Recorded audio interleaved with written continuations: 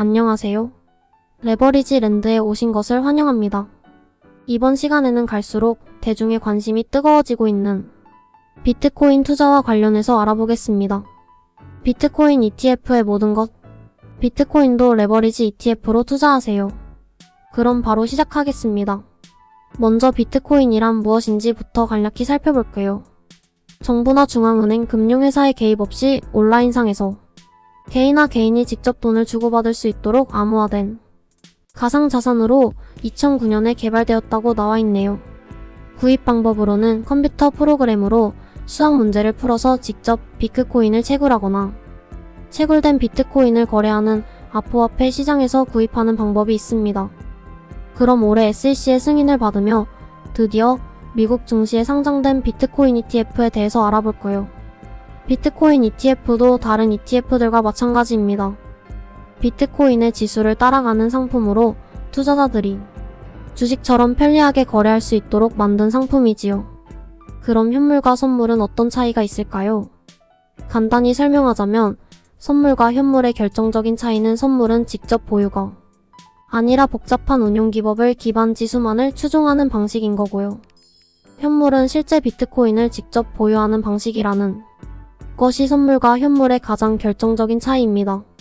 그러니까 다시 말해 직접 추종이냐 간접 추종이냐의 차이인데요. 직접이거나 간접이거나 우리가 눈여겨봐야 할 것은 운용 수수료예요. 보시는 바와 같이 현물이 보통 0.25%의 운용 보수를 떼어가는데 반해 선물은 무려 0.95%의 운용 보수로 수수료에서 매우 큰 차이를 보여줍니다. 그럼 본격적으로 비트코인 ETF를 소개해드릴게요. 올 초에 미국 증시에 최초로 상장되어 화제가 된 것은 현물 ETF이고요. 사실 선물 ETF는 작년에도 이미 상장되어 활발하게 거래 중이었어요. 하지만 보시는 바와 같이 수수료가 최소 0.95% 이상으로 참 비싼죠. 1배수라도 선물 ETF는 수수료가 최소 0.95%입니다. 그리고 현재까지 저도 투자 중인 선물 2배수 ETF BITX의 수수료는 무려 1.85%에 달합니다. 그런데 이달 들어 레버리지 ETF 투자를 선호하는 분들에게 희소식이 날아들었는데요. 바로 현물 ETF를 2배수로 추종하는 ETF가 드디어 미국 증시에 출시된 것입니다.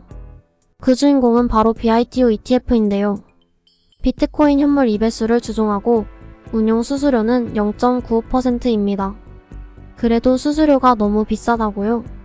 레버리지 ETF라서 비쌀 수밖에 없고요. 그래도 2배수 선물 ETF가 1.85%인데 반해서 2배수 현물 ETF는 0.95%인 절반 수준으로 그 차이가 매우 크다고 생각해요. 참고로 국내에서도 홍콩 시장을 통해서 비트코인 ETF를 투자하는 방법이 있는데요. 그 주인공은 바로 비트코인 선물 1배수를 추종하는 삼성고텍스 ETF입니다. 일본, 유럽을 비롯한 미국에서까지 비트코인 ETF를 출시한 마당에 대한민국만 위험자산이라는 이유만으로 비트코인 ETF 투자를 금지한다는 게 가당키나 한 것인지 지금이 쌍팔년대도 아니고 시대의 흐름에 너무 뒤처진다는 생각이 들어 안타까운 마음입니다. 그럼 이번에는 1배수 현물 ETF들에 대해서도 알아볼까요? 현물 ETF 승인 후 참 많은 기관에서 앞다투어 ETF를 출시했는데요. 주요 대표 기관들의 비트코인 현물 ETF입니다.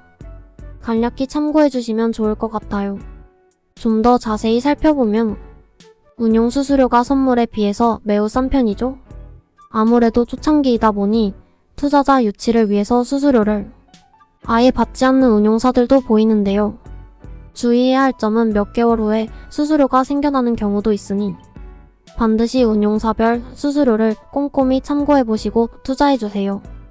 다음으로 비트코인 선물 ETF를 기준으로 1배수와 2배수의 주가 그래프를 비교해보겠습니다. 파란색이 1배수고 빨간색 선이 2배수 ETF의 주가 흐름인데요. 예상하셨다시피 빠질 땐 2배수가 더 빠지고 오를 땐 훨씬 더 크게 오른다는 것을 확인하실 수 있습니다. 하이리스크 하이리턴인 셈이지요. 그럼 언론에서 반감기 하는데 도대체 그놈의 반감기가 뭔지도 알아보죠. 아까 비트코인을 얻는 방법으로 직접 채굴하는 방법과 거래를 통해 사는 방법이 있다고 말씀드렸죠. 비트코인은 애초에 4년마다 채굴량이 반으로 줄어들도록 설계되어 있는데요. 2009년부터 시작해서 총 4차례의 반감기를 거쳐왔고 올해 2024년 4월이 5번째 맞이하는 반감기입니다. 참고로 비트코인의 총 수량은 2100만 개이고요. 지금은 이미 2000만 개 가까이 채굴되어 채굴할 수 있는 비트코인 수량도 얼마 남아있지 않은 상황이에요. 2040년이 되면 2100만 개가 모두 채굴될 것으로 예상된다고 하네요. 비트코인 긍정론자들의 상승 이유 두 가지는 조금 전에 말씀드린 반감기와 ETF 출시인데요. 비트코인이 보통 금과도 많이 비교가 되곤 하는데요. 2004년 11월에 ETF가 출시된 후에 금 가격이 계속해서 우상향하며 상승해온 역사적 사실을 우리는 주목해야 합니다. 비트코인이 가치가 있냐는 말을 하시는 분들도 계신데요. 사실 가치란 것은 우리 인간이 만들어내는 것이라고 생각합니다. 금도 우리 인간들이 무가치하다고 여겨버리는 순간 돌덩이나 다름없는 것이지요. 오늘은 최근 투자자들 사이에서 뜨거운 관심을 받고 있는 비트코인 투자와 관련해서 알아보았습니다. 솔직히 비트코인이 앞으로 어떻게 될지 저도 잘 모르겠어요.